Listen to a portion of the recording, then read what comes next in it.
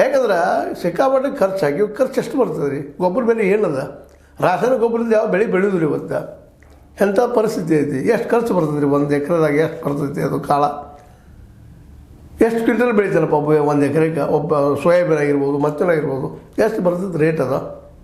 10 quintal 20 quintal 30 quintal ಎಷ್ಟಪ್ಪ ಅದು rate ಎಷ್ಟಾಗೋದು? ಅದೆಲ್ಲ ಬೆಳಿಬೇಕು. ಏನು ಖರ್ಚು ಮಾಡಿರ್ತಾರ? ಆ ಖರ್ಚು ಬರೋದಿಲ್ಲ ರೀ, ಹಾಕಿದ್ದೆ ಅದು ದುಡ್ದಿದ್ದು ಬಿಡ್ರಿ, ದುಡ್ದಂತೆ ಬರೋದಿಲ್ಲ ರೈತಗೆ.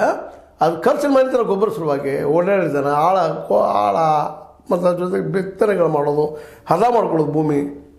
ಮತ್ತು ಭೂಮಿ ಹದ ಮಾಡ್ಕೊಳ್ಳಾರ್ದ ಹಿಂದಿನ ಬೆಳೆ ಇದೆಲ್ಲ ಕಿತ್ತು ಹಾಕ್ಲಾರ್ದ, ಅದನ್ನು ಮುಚ್ಚಲಾರ್ದ, ಗೊಬ್ಬರ ಹಾಕ್ಲಾರ್ದ ಬೆಳೆ ಬರ್ತದನ? ಏನೋ ಭೂಮಿ ಅದಪ್ಪ ಬರ್ತದೆ, ಹಿಂಗೆ ಹೋಗೋದು ಬಂದುಬಿಡೋದಂತೆ.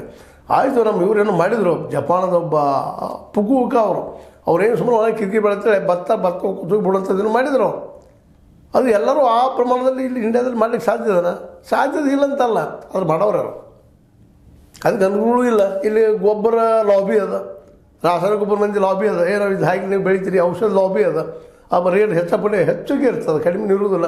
ಅವೆಲ್ಲ ಕೊಟ್ಟು ತಂದು ಬೆಳೆದ ಆ ಬೆಳೆ ಮಾರ್ಕೆಟ್ ತಂದು ಹಚ್ಚೋದ್ರಾಗ ಆ ರೇಟ್ ಡೌನ್ ಆಗಿ ಈಗ ಹೇಳಿದಾರಪ್ಪ ಇದು ಭತ್ತ ಏನೈತಿ 2369 ಭತ್ತ ರೀ ಅದು ಒಂದು ಕ್ವಿಂಟಲಿಗೆ. ಅದನ್ನು 2369 ಕೊಟ್ಟು ಹೋದ್ರೆ ನಾನು ಭತ್ತ ಮತ್ತು ಅದನ್ನು ಒಡ ತೆಗಿಬೇಕು, ಅಕ್ಕಿ ತೆಗಿಬೇಕು, ಅಕ್ಕಿ ಎಟ್ಟಾಗೋದು ಅದ್ರಾಗ. ಸಹ ವ್ಯಾಪಾರಿಗಳು ವಿಚಾರ ಮಾಡ್ತಾರೆ, ನಮಗೆ ಲಾಭ ಇರ್ತಾರೆ ಹೆಂಗೆ ಮಾಡೋಣ ಅಂತೇಳಿ. ಭತ್ತ ವರ್ಷಕ್ಕೆ ಒಂದು ಇದು ಬೇರೆ. ಇದೆಲ್ಲ ಒಬ್ಬ ರೈತ ಇದ್ದಂಥವ ಒಂದು ಭತ್ತ ಬೆಳೆದ 4-5 ತಿಂಗಳು ನಿಂತು ನೀರು ಹಾಸಿ ನಿಲ್ಲಿಸಿ ಕಾಳು ಹಚ್ಚಿ ಅದನ್ನು ಬಡದು ಬೇರೆ ಮಾಡಿ ತಂದು ಕೊಡ್ಬೇಕಾದ್ರೆ ಏನಾಗಬಾರ್ದು ಪರಿಸ್ಥಿತಿ. ಆಮೇಲೆ ಅದು ಭತ್ತದ ಒಳಗೆ ಮತ್ತೆ ಅಕ್ಕಿ ಅವ್ರು ಒಂದು ಬೇರೆ ಪ್ರೊಸೆಸರು.